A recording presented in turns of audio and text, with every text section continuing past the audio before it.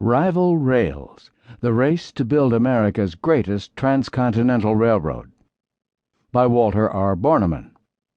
Narrated by Norman Dietz. Copyright 2010 by Walter R. Borneman.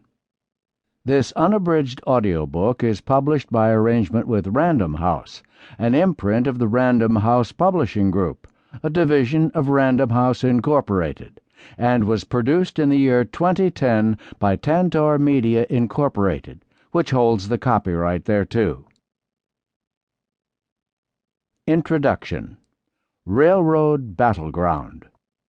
Among my earliest memories are those of being down at the railroad depot with my grandfather, watching the trains come in. It was the 1950s, and I wish I'd realized then what an era was passing before my eyes. I grew up dreaming of airplanes and space travel, but my fascination with railroads never left me.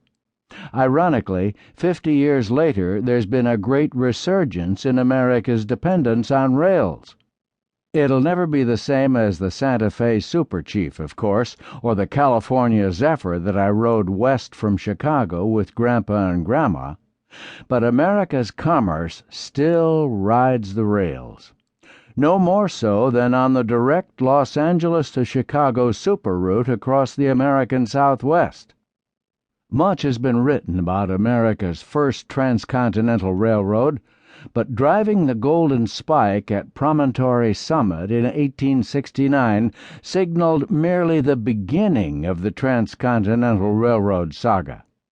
The pre-Civil War notion that only one rail line would cross the continent vanished on the prairie winds. The rest of the country was suddenly up for grabs. Dozens of railroads, each with aggressive empire builders at their helms, raced one another for the ultimate prize of a southern transcontinental route that was generally free of snow, shorter in distance, and gentler in gradients. The Denver and Rio Grande Railway's gentleman general, William Jackson Palmer, put his railroad's 3-foot narrow-gauge rails up against the big boys. The Atchison, Topeka, and Santa Fe's William Barstow Strong and Edward Payson Ripley made sure that the routes were staked and won, and then created a textbook example of efficiency upon them. Collis P. Huntington, having already won half the West for the Central Pacific, determined to control the other half for the Southern Pacific.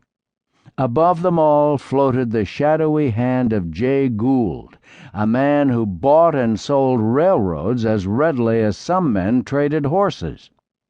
Meanwhile, tens of thousands of ordinary men waged a different type of war, the Herculean task of constructing the bridges, tunnels, cuts, and fills of these empires, and hurriedly flinging track across wild and wide-open country. Among their challenges were vast distances, high elevations, tortuous canyons, unruly rivers, and 2 towering walls of mountains.